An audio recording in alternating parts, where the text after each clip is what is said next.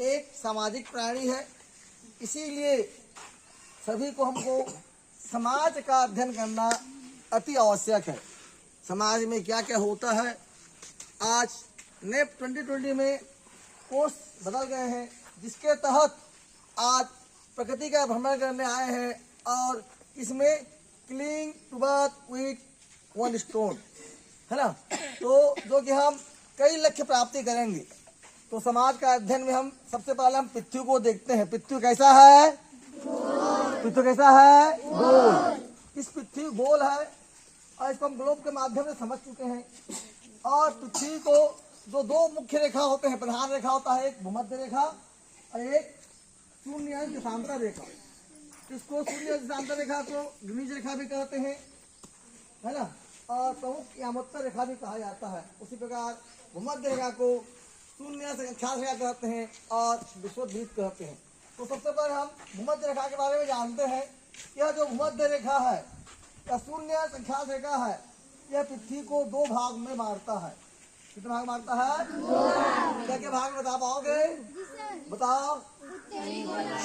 वहाँ बताओ कि उत्तरी गोलार्ध और दक्षिणी गोलार्ध।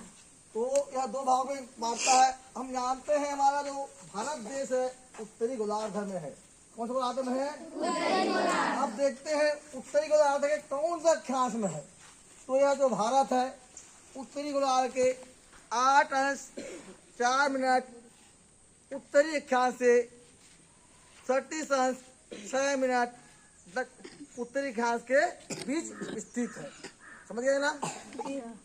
और इस तरह अक्षांश का आधार होगा, भूमध्य रेखा का आधार हो गया। अब देखते हैं एक और रेखा है जो पूरा विश्व का मानक समय होता है, ग्रीनिच रेखा बोला जाता है, या इसको शून्य देशांतर रेखा बोला जाता है, या इसको क्या बोलते हैं? प्रधान यामोत्तर रेखा।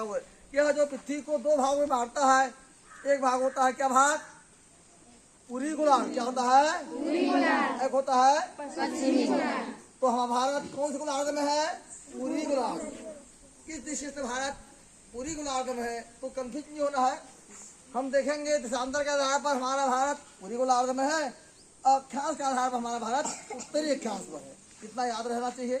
तो यह जो भारत है, हमारा भारत जो है 68.7 और 7 कौन सा में है? यह पूर्वी देशांतर रेखा से यह जो है 97.25 डिग्री 25 मिनट पश्चिमी देशांतर से नहीं, पूर्वी देशांतर के बीच स्थित है। तो हम देखते हैं कितने अक्षांश रेखा होते हैं जी? 181 क्या अक्षांश रेखा होते हैं? देशांतर कितने होते हैं? 360। देशांतर कितने होते हैं? 360। अक्षांश रेखा जो है भूमध्य रेखा के समांतर होता है और देशांतर रेखा किस वजह जानते हो? पृथ्वी पर ऐसे काल्पनिक रेखा जो उत्तरी और दक्षिणी ध्रुव को मिलाते हैं उसे हम देशांतर रेखा कहते हैं। क्या क्या कहते हैं? और सूर्य को प्रत्येक देशांतर को पार करने में 4 मिनट लगता है। कितना मिनट लगता है? 4 मिनट। इसीलिए हम देखते हैं प्रत्येक 4 मिनट में समय का अंतर होता जाता है। असम में अलग समय रहता है और गुजरात में अलग समय रहता है। दोनों के समय के बीच 30 देशांतर में अंतर होता है। सुन रहे हो जी? तो समय मान लो जहाँ पहले देशांतर होता है वहाँ जो है अलग समय होगा और जो पश्चिम में रहेंगे उसका अलग समय होता है। समझ गए सब?